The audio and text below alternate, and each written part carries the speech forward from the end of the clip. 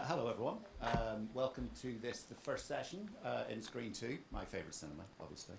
And I'm delighted to welcome you to Contemporary Collecting and Future Audiences. So, as the title denotes, we're here to talk about and investigate the development of archives from across the UK's diverse communities and the challenges and opportunities of archiving in the digital world.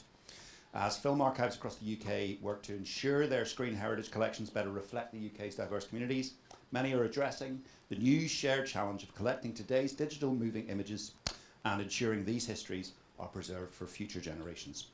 We're also going to consider how exhibitors can partner with archives on these contemporary collecting programmes, exploring opportunities for engaging new audiences in this work and providing a critical access point for communities to share their stories and learn from each other. I am delighted today to be joined by Dr. Elspeth Vischer, Project Coordinator for Northern Ireland Now, and Nerve Centre, which is a partnership between the Nerve Centre and Northern Ireland Screen, and funded by the BFI, I believe. So Elspeth is a filmmaker, researcher and educator based in Belfast and director of Vischer films, and recently completed a practice-based PhD at Queen's University in 2023. Elspeth is currently project coordinator, as I said, in Northern Ireland Now. Northern Ireland Now is a project aimed at increasing access to archival material with the support of the BFI, led by Northern Ireland Screen and supported by the Nerve Centre. That's what I should have said at the start, so apologies. And then joining us, hot foot from England, is JemmaBuckley, who is the project manager for Our Screen Heritage. Gemma is no stranger to us in the fan, having created a stellar reputation for the development of screen heritage projects for both the BFI and in her variety of roles during her time at the ICO, including project manager for Britain on Film on Tour, and latterly as senior partnerships manager, where she worked across a range of audience development programmes for Film Hub South East. Gemma has recently, 4 months, taken over as project manager of the new Our Screen Heritage project from the BFI, which we're going to hear a lot more about in just a minute. So you both kindly brought presentations. So you're going to present your work. Gemma, are you going to go first? So good morning, everyone. I'm really delighted to be here as part of the first BFI FanCon. As Hugh said, my name is JemmaBuckley. I'm the project manager for Our Screen Heritage, which is the BFI National Archives' new lottery-funded programme. That's how we have to say it. Today, I wanted to talk a little bit about that programme and the opportunities for exhibitors to be part of this work over the course of next year. In the current BFI strategy, Screen Culture 2033, the BFI states as one of its key ambitions its desire to reframe the public relationship with the nation's screen heritage. So over the next 9 years now, we will increase access to the BFI National Archive and establish the business case for the Screen Archive of the future, which hopefully will greatly enhance opportunities for the public to engage with the archive, in particular outside of London and the South East. So Our Screen Heritage really takes this vision as a jumping off point, undertaking research and building the infrastructure to try and achieve this goal. So what do we want to achieve? So by the end of March 2026, we want to see more people have had more opportunities to learn about access and actively engage with their screen heritage. So during the course of the project, we'll be researching, developing and delivering these opportunities and evaluating them to inform our approach in the future. Secondly, we want to move forward towards the aim you saw on the previous slide. So more specifically, we want to examine our approach to rights, intellectual property and copyright processes to lay the foundations to achieve this change. That sounds really boring, but it's really important. I'll come back to it later. Thirdly, alongside our partners and peers in the screen heritage sector, the BFI National Archive is more resilient against present and future challenges. So we'll be looking at sector workforce, knowledge, skills, training and career opportunities. As Catherine said in the first presentation, the exhibition sector doesn't really have sort of direct training paths. Neither does really the archive sector, so we're going to try and look at that over the next couple of years. And we'll also be looking at improving collaboration, learning and sharing within the BFI and with external partners and stakeholders. And then lastly, bit of a mouthful, we want to significantly grow the acquisition of contemporary online moving image and born digital special collection records to the BFI National Archive, increasing the breadth and diversity of stories and creators represented in the national collections. So as Hugh said, this aim of contemporary collecting is what both our presentations will be focused on today. So firstly, what is contemporary collecting and why is it important? So to take you back, I think most of you in this room will be aware of the last two major lottery-funded programmes, Screen Heritage programmes, sorry. So we have Britain on Film, which addressed digitising film across the BFI archive and also lots of the regional national archives like Northern Ireland Screen. Many of these films were screened by exhibitors, by yourselves, and also made freely available to view on BFI Player. Secondly, we had Heritage 22, which has just recently completed, which addressed digitising our vast archive of videotapes across these same archives. So in total, we digitised over 100,000 tapes, and thousands of those are available to view through BFI Replay in all in libraries across the UK. Not all libraries, that's the goal.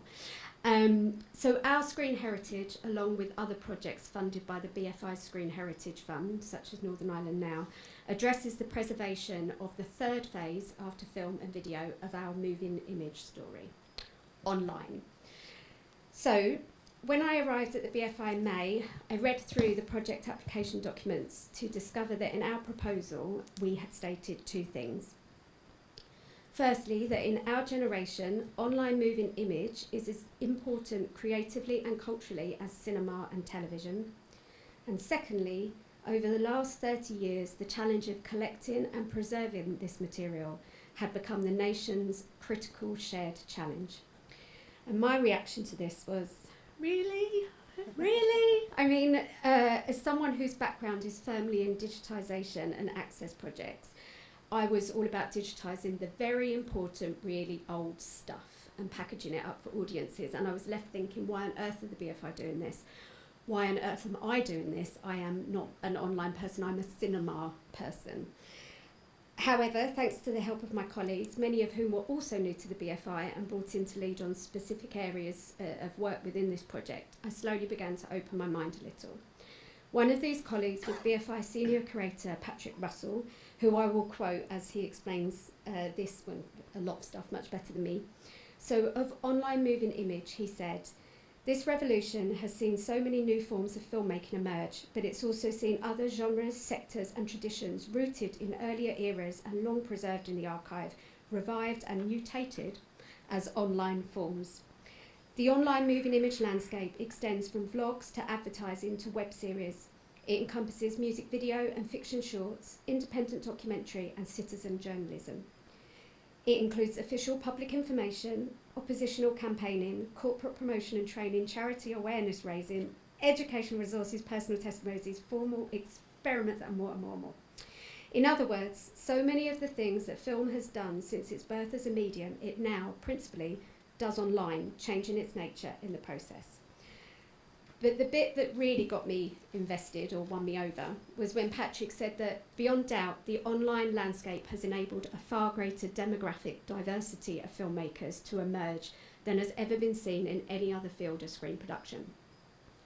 So that answered the first of my concerns. Maybe, just maybe, online moving image is as important creatively and culturally as cinema and television. But why are we worrying about losing it? It is everywhere. It never disappears. This is what we're always told. This is what I always tell my daughter. Don't post anything online. It will be there forever. Just think carefully about it. And now I have a job arguing the exact opposite. Firstly, so I asked my colleagues about this, and of course they explained again, and the answer was obvious. Firstly, digital content is even more easily disposable than film or video. It's a delete button, a virus, or a platform like YouTube where you think your content will be safe and you're therefore using it as a type of cloud storage until, like Vine or MySpace, the platform no longer exists, and then neither does your content.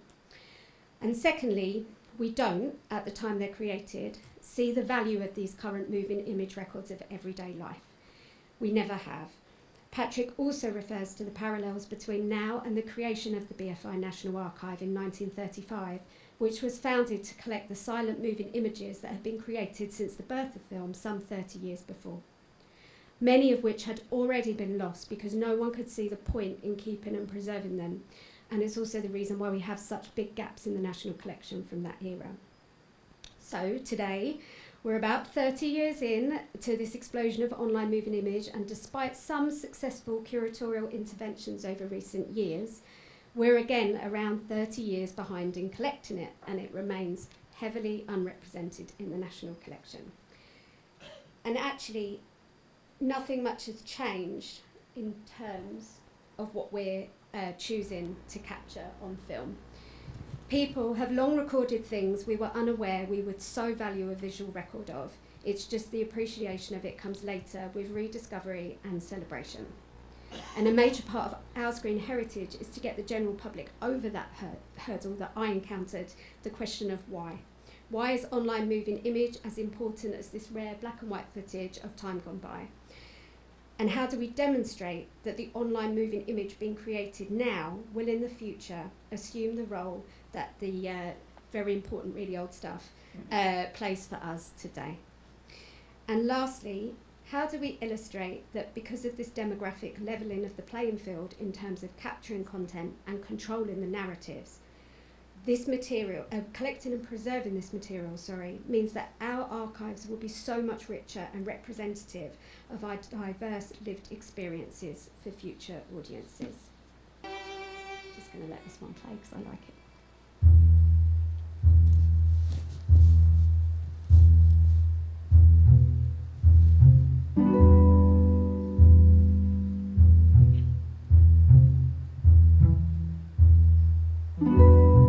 So, what are we at the BFI doing to achieve this aim? Well, we're collecting 400 online moving image works by March 2026. This is an opportunity for us to significantly diversify our collections and ensure our screen heritage is more representative of our national story, and we can preserve key moments from it. Although, like other parents in the room, we'd rather never see PE with Joe ever again. We're also building a digital acquisition infrastructure, or trying to build one, which will make it easier to acquire this kind of material in the future. There's lots of alpha, beta testing, sprints, agile project management. It's extremely unlikely I will be able to answer any questions about that afterwards, but I can certainly put you in the direction of someone who could. And lastly, I mentioned before copyright and intellectual property, the complex layers of which are beautifully demonstrated by this cake. Like I said, this is one of the most interesting bits of the project for me. As someone who compiles archive programs, I can see that the work the BFI is doing internally, research and reviews of their copyright agreements, of their database processes, will mean that in time everyone, including exhibitors, will be able to access our material much more easily. So this is very much internal activity, as you can see, and that's fully underway. And now we're moving on to exploring our public-facing activity and how we can reach and engage audiences in this work. So other archives already funded by the Screen Heritage Fund, like Elspeth's project, are already trialling approaches. But for us, we're at the very start of this journey, and we're keen to explore how we can engage with the national exhibition sector for two reasons. Firstly, as some of you in this room know, I've always argued and been very vocal that I feel material from the national collection needs to be shown nationally, beyond NFT1 and the other screens at BFI South Bank. So it's a slightly more uncomfortable argument to make now that I'm actually working at the BFI, but I'm sticking with it. And therefore, the focus of our screen heritage is very much UK-wide, and that the national activity is where we need to put our resources. And secondly, as Hugh said, I'm no stranger to the Film Audience Network, and for me, there's no better place to have discussions about the narratives, the history and the importance of moving image than in the cinema itself. So to that end, we're currently developing thematic touring programmes that will encompass this new material as well as old, serving as jumping off points for these conversations. These programmes will be released next year, and you actually had a sneak peek of the proposed themes in that earlier video. So we were looking at activism, the environment, beauty and fashion, and also self-expression and identity. Next year, 2025, is also the 90th anniversary of the archive, so we'll be supporting these programmes with other activity and press around the celebration.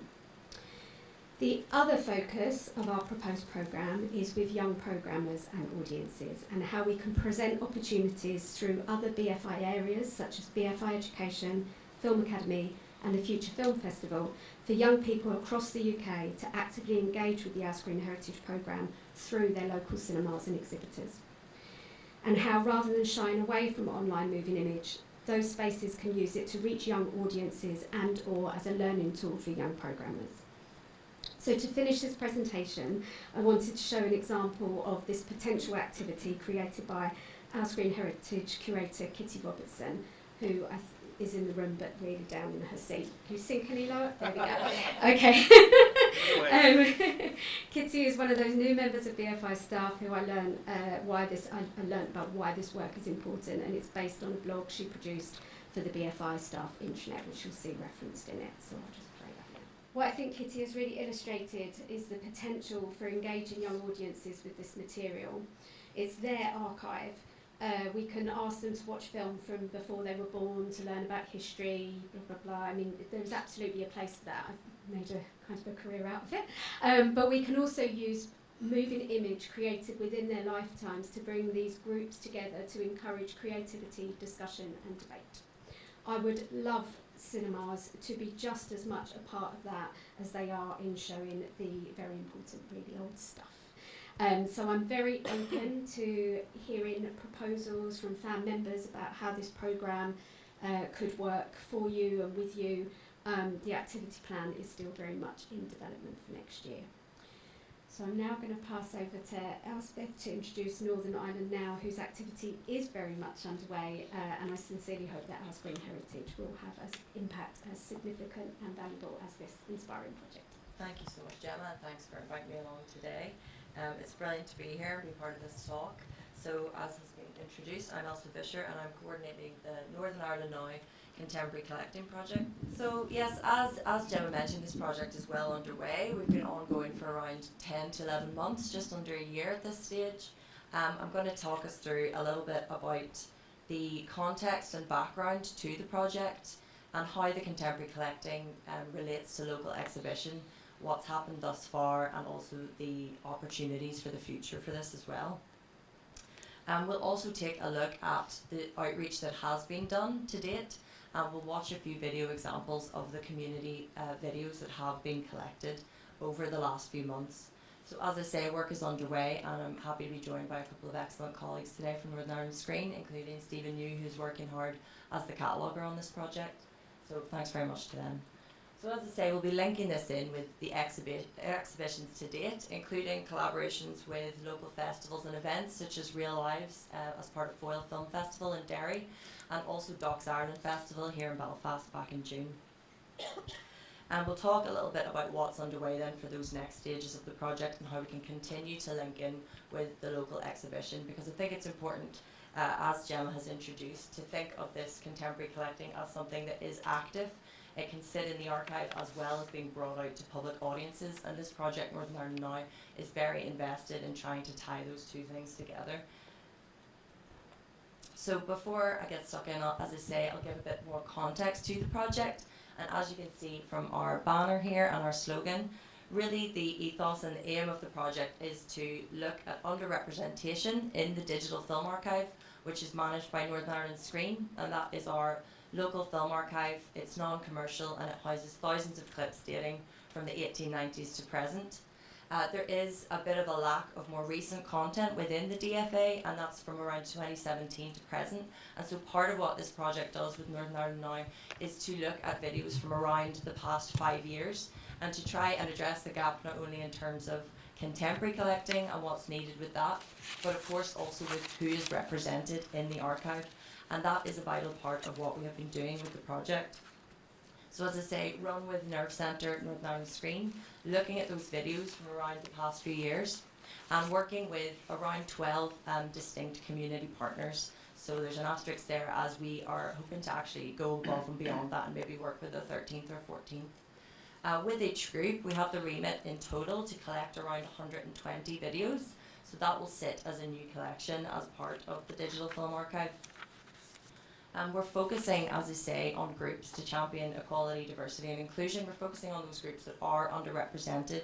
So as you can see from this long list, this includes a geographical spread across the north and in rural areas, as well as those groups who traditionally are underrepresented in our film archive.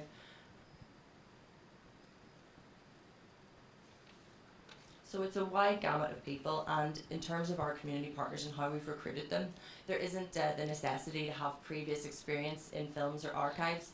It's really a wide range of individuals who are interested in learning more about what contemporary collecting means, and vitally how their videos can form an important part of local history and then sit as part of our archive, and also engage with public audiences as well, as I'll move on to discuss. So the structure of the project then with Northern Ireland Now has been to roll out 4 workshops per community partner, and these have taken place for the most part in situ.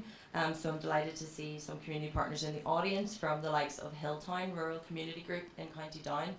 And we've also been using the Nerve Centre office space in Belfast to run projects and workshops with groups that are based in Belfast. So we have 4 workshops, and fantastic colleagues that do a lot of outreach with Northern Ireland Screen have been involved with myself in the initial ones in engaging with what's in the digital film archive and introduction to that first and foremost, to take a look back and see what content is there, but crucially also to sort of interrogate what content is missing, and to think therefore how they form an important part of providing perspectives that we just haven't seen enough of, particularly here in Northern Ireland. And so pictured on the screen is the fantastic Anaka Women's Collective based in Belfast. And something we talked about early on in workshops was really the dearth of representation of migrant and refugee women in the archives, and how it was so important that their voices were heard and part of this for the contemporary collecting as part of this project. So it's a mix of looking at a step back and then also doing a kind of show and tell of what videos each community partner have been involved in the last few years. And I should say as well, and you'll see this from the examples, that it's diverse in terms of the people involved in the project as well as the types of videos that they are submitting. So we don't have a specific remit on duration, content, quality. It could be stuff that's made for social media, shot in vertical. It could be a more funded, cohesive film project that the group may have been involved in. We're not setting any parameters on that. It's really what each group wants to put forward in the archive, what's important to them as a group. And so part of the project as well is to be really collaborative in this manner and to try and let each individual community partner have a say in how they're represented in the archive. So we also mix in practical shared skills around how we can emancipate groups to do their own filmmaking with mobile phones with limited means, and to get out there and make the best videos they can going forward as well. So I think that's important to note as well. We've done things on mobile filmmaking and around interviewing techniques and vox pops, also in response to what's in the archive and how we can update that going forward.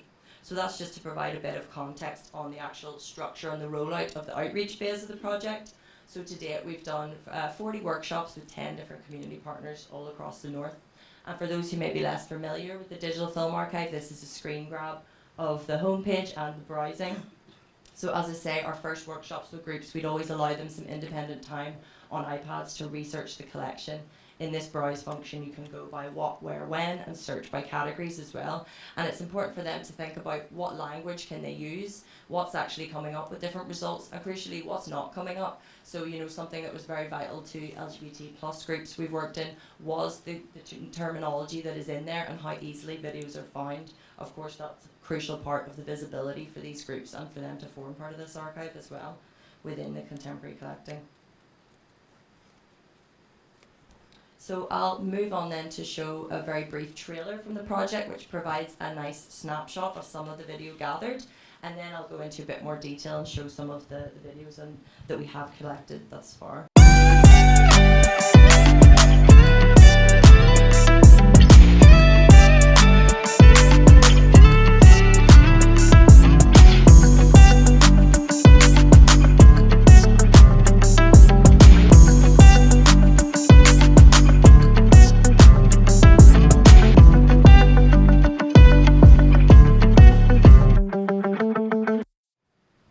So I think that gives a good flavour of the variety of content gathered so far, as I say, not only in terms of rural and urban areas, in terms of the people, the backgrounds and experience of the people involved, and also in the types of videos as well, animation projects, stuff shot for social media, and more formally funded council and community film projects as well from the last few years.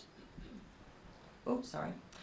This is a full list of the participating organisations to date, and whilst I won't read it out, I think it's very good in showcasing not only the differences in locations, but also in the types of groups, different women's groups, rural artists groups, LGBTQ plus groups, groups that are made up of migrant and refugee individuals, and also youth groups that we will be working with in the coming weeks, including Springboard here in Belfast and Monidara in County Down.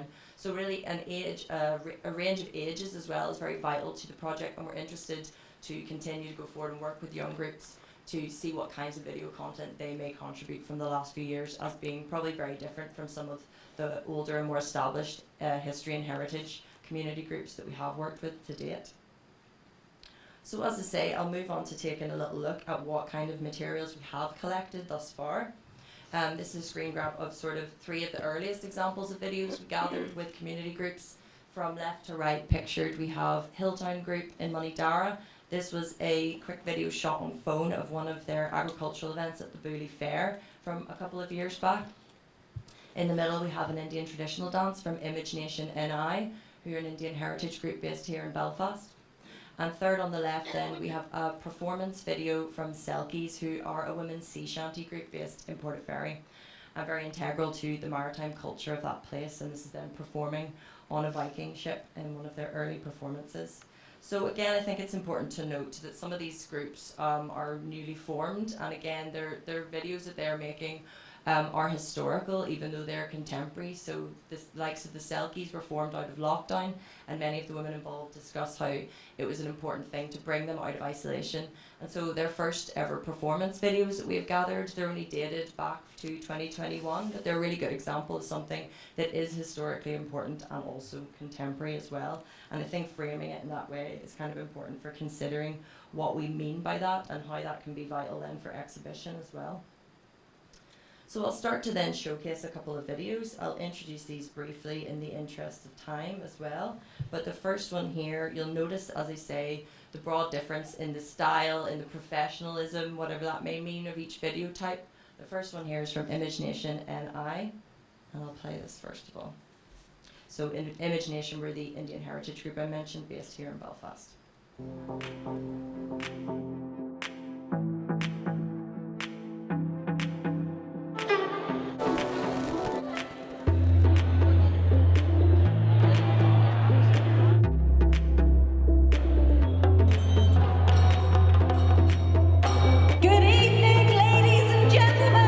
Very welcome here to the heart of Belfast. Wish you all a very happy Diwali.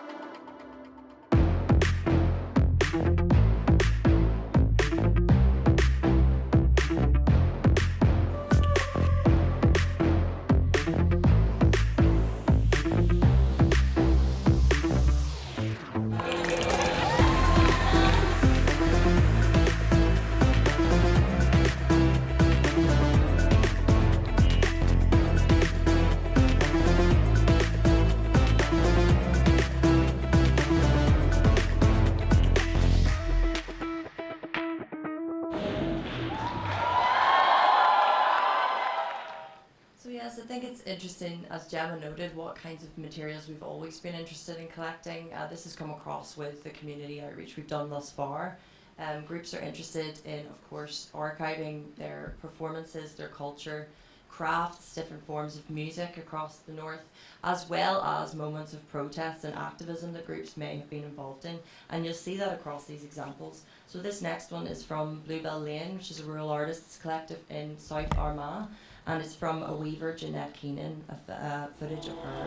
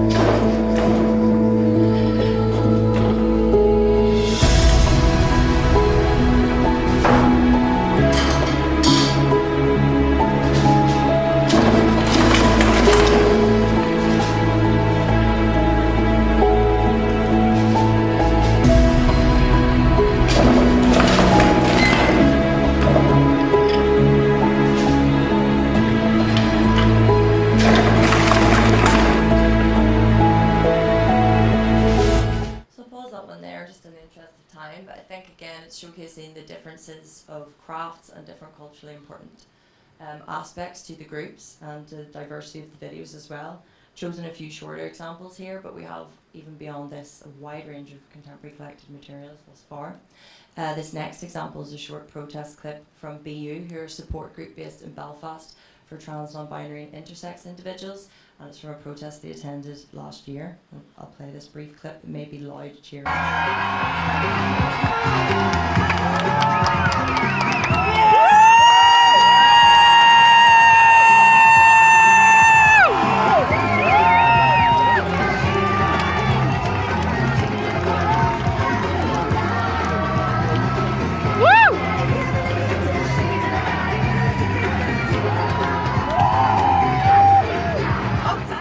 Okay, so I'll play one final short example. Oh no, two more, sorry.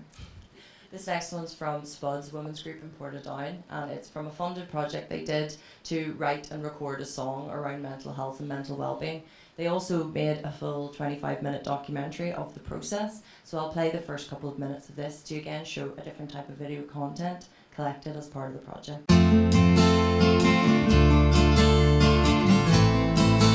So when we heard that Clear Funding were offering further money for a one-off project, I suggested to Linda at Drumcree Community Centre that we apply to make a CD in a professional recording studio with the group.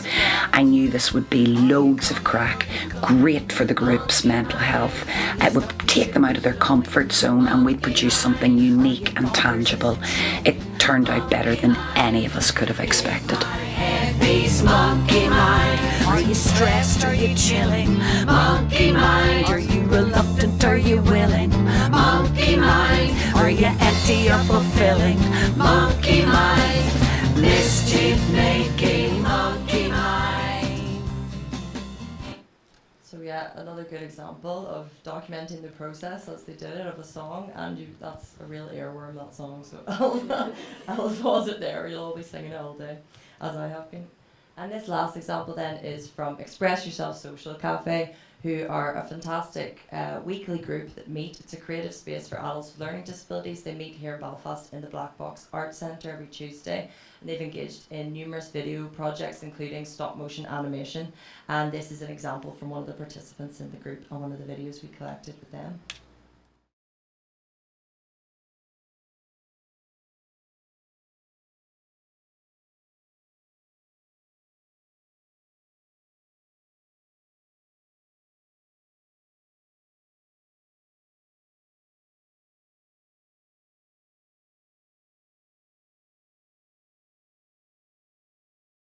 This was a screening of 3 community-made films that already sit on the Digital Film Archive, and we used those films, in fact, as part of our workshops with groups to show them what kinds of things are out there and how they can be an important part and add to that as well. So myself and colleague Brona McTasney were discussing the Northern Ireland Now project at this sold-out event, and there was in fact a waiting list for it. It was held in the Nerve Centre in Derry, which I think shows the appetite for local audiences to see local community content in situ as well.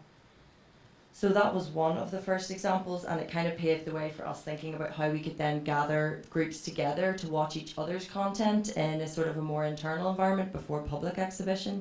And so we trialled that and did that on the 1st of June.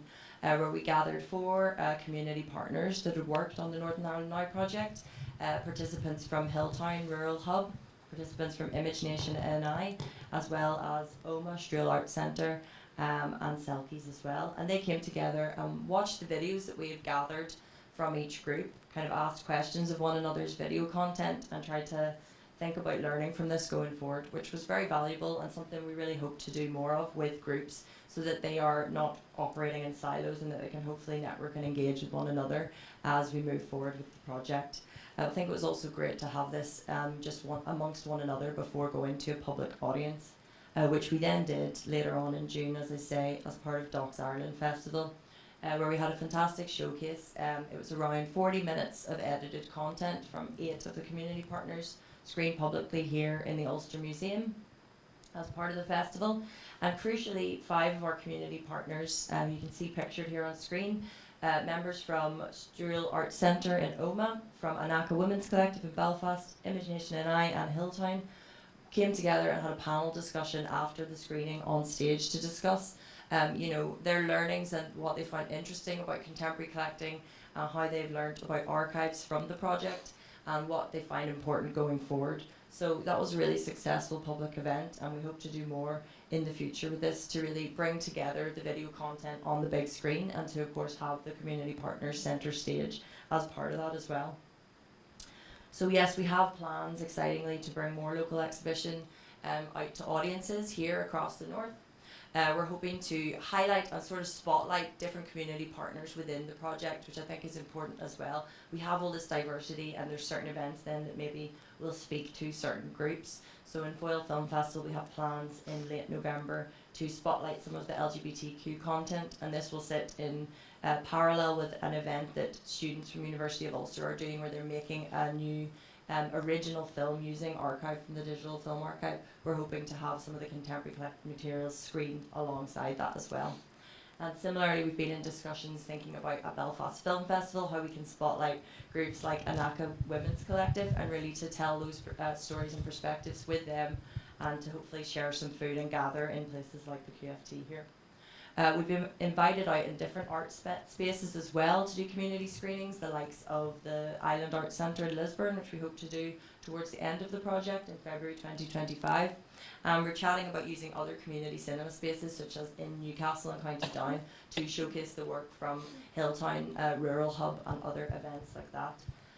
As well as, I think, yes, other one I've forgotten about is in Oma, so we're going to be part of an age-friendly screening there in November. So I think it's crucial to say we're really keeping the locations varied as well. It's not just a Belfast-specific project, so we're doing this outreach and we're continuing to use those local cinemas and spaces across the north here and bring the content to those diverse audiences in diverse places. So hopefully I haven't gone on too long then. That hopefully provides a bit of a summary, and I'll leave Gemma and I's contact details up there. So thanks very much for listening. Thank you, Elspeth. It's really fascinating work, and it's great to sort of see both these projects in such detail as well. So I've got a couple of questions of my own. Just Gemma, both of you really, you've highlighted exhibition, you've highlighted kind of, the way it's involved in both projects and your plans for it. But why is it important? What's the value, I think, of exhibiting? What's the value of getting this in front of public audiences?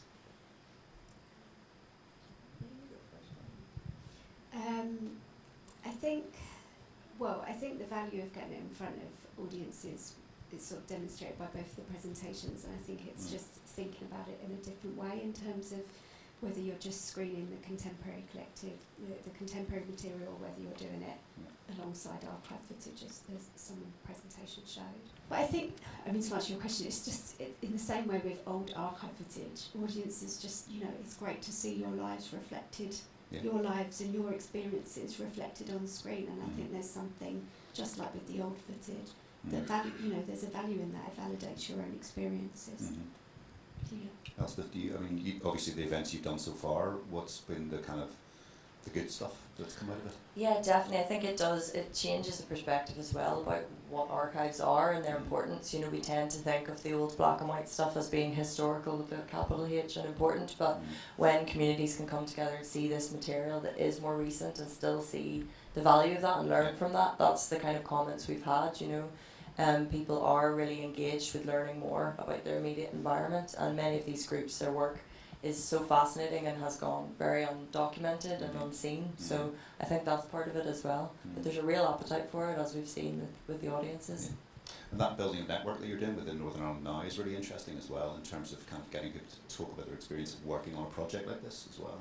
Does that build capacity for them, for the groups? Yes, I'm hoping so. I think that's something we thought about from the start, to try to not have everybody siloed. We do the initial workshops, but then we really, this idea of them getting together and having the opportunities to ask questions. I know there's already been some collaboration between groups going on with future events, so that's fantastic, as most of them are running on, real shoestrings, so it's fantastic if they do get capacity building from that, absolutely.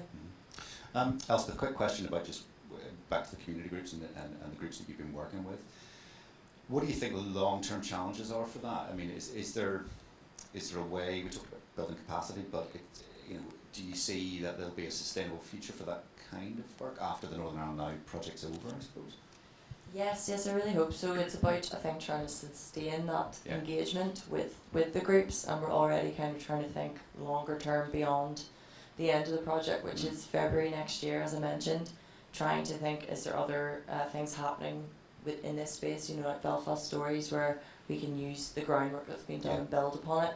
I think there is a real appetite for that, and there are discussions around that, and it is, the whole point of this project was to not be extractive and to go into communities Mhm. and gather materials and run away. And so we have to sort of keep up that momentum and try to keep engaging them. But I think what has also been important is that any community and partners involved in the project know they now have contacts at Northern Ireland Screen and in the Digital Film Archive and with us at Nerve Centre to talk to about any ongoing work they may be doing. Okay. And if they want access to the archives in different ways, that's a real open door that we have made clear So to it's them. a sort of two-way relationship Yeah. is the key to it, yeah. Yeah, Okay, that's very interesting. One kind of nerdy archive question that I have for both of you. So we talked about really old things. They're lovely, but the contextualisation is low when they were being collected or being recorded and stuff like that. We don't know who those weird mustachioed people were, all that sort of stuff. You've got an opportunity here in terms of contemporary collecting to kind of really bolster the contextualisation. Is that again a two-way project? I mean, I know we've got a cataloger in the room and stuff, but is that again a kind of, it's important to have the buy-in of the people who are creating the archive when they're contextualising that material, and do you think long-term that's going to be really helpful? Yes, definitely. That's something we've been trying to do. We're having those conversations around, as you say, what the metadata is, and trying to do that in a collaborative way, but also as part of workshops on the project, people's thoughts on that, their discussions with one another that we've recorded. We hope to have that sitting in the archive and then for exhibition as well, so that it's learning from the process and how the participants reacted. Yeah, that's really interesting, and will also help historians of the future are already thanking you for your work there, as opposed to having to dig into kind of who were these people and what was the for example the song that the community group put together. If you saw that without context, I think it would be quite difficult to understand in 50 years' time. But why are they wearing monkey faces and things like that? I think one thing as well with the context, which is different with online moving image, certainly some of the stuff the BFI is taking in, is that the actual like the comments and the stuff that, and actually part of that digital acquisition infrastructure that I can't explain it, but that's sort of the big conversation about, well, actually if the video just exists on its own in 100 years without the comments and everything that goes around, so that's something they're exploring as well. I'm Kirsten, I'm the Young Audience Champion. Hello. It was actually, so it's a question for Gemma, but I think maybe you touched on it. Do you have any more detail on the young audience work that you want to do, or is it still in planning phase? I have lots of detail, but as I'm learning, I'm not allowed to say some things until it's been approved. I mean, what I'd really like to see is sort of an extension of what Kitty's put on the screen, is sort of supporting exhibitors.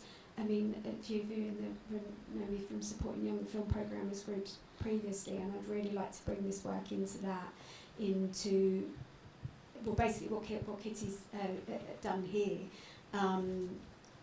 But it's not something I feel the BFI can run centrally. I think we're going to need to work with networks like FAN. Yeah. But so no, with that red light on, no. But afterwards, over coffee, Can I talk to you? absolutely, yes. Couple of caveats there. Yes, really. This is for Gemma, I think. In terms of the future of what this project is about, detailed will that catalogue be? How searchable will it be? And what would I ask for example, if I wanted to find out about the Viking process in Portaferry that took place as part of the project? It sounds like it's a kind of here today, gone tomorrow process, is it? Or will it be there infinitesimally in each of the local archives? What else? This work will be. It's been going into the Digital Film Archive. Yeah, our project Northern Ireland Now will be a collection in the Digital Film Archive. Yeah, no, I'm aware. Permanently, I'm aware of that, but Oh, sorry. it's kind of what are the future plans to support that process, and will all that stuff eventually disappear at some stage because it can't be supported? Well, I strangely, even though I work for the BFI, I have no insider knowledge about the BFI Screen Heritage Fund. We're very separate. My understanding is that the fund will run at least another iteration, so another 3 years from 26, but I'm not sure about that. I know that this is all building towards the plans for this Screen Archive of the future, and so our Screen Heritage is, so I don't know, but I very much hope that everyone there's on the same page, that this work won't disappear, because this is going to be the material that we predominantly need to collect in the future. So if that's almost going to be a technical challenge in a way, I suppose. I think so, and I think that's why they're taking the time now during this project to really try and investigate that DAI, like to try and make sure that it is sustainable in the future. But I'm sorry, I can't answer. No, it is about future-proofing, and future-proofing is important, I suppose. But as we've seen recently, they can still show nitrate films, so there must be hope. Question there. Thanks very much for both talks. A starting point is the very good trailer for Northern Ireland Now that Elspeth showed, but the questions maybe for both folk. I couldn't help but notice the digital overlay on the trailer that is, I'm going to suppose, meant to approximate analogue footage, and I'm going to presume that that's a strategic decision, intuitively or otherwise. The question is, do you find that in order to kind of secure buy-in from the communities with whom these projects work and who they target, do you need to do communities, do you find, need to relearn or reframe or do work to understand what archive can be as something that isn't necessarily something that sits on a shelf? That's a good question, thank you. Yeah, I think definitely that is a good question. That's something we sort of initiate with discussions. I think opening things we've done in workshops have been discuss what the word archive means to you and what it can mean. And as you say, this question of are born digital materials, do they sit in that way? And in fact, another tangent of the project has been to have an open call for older, more analogue materials as well for custodians in the digital film archive.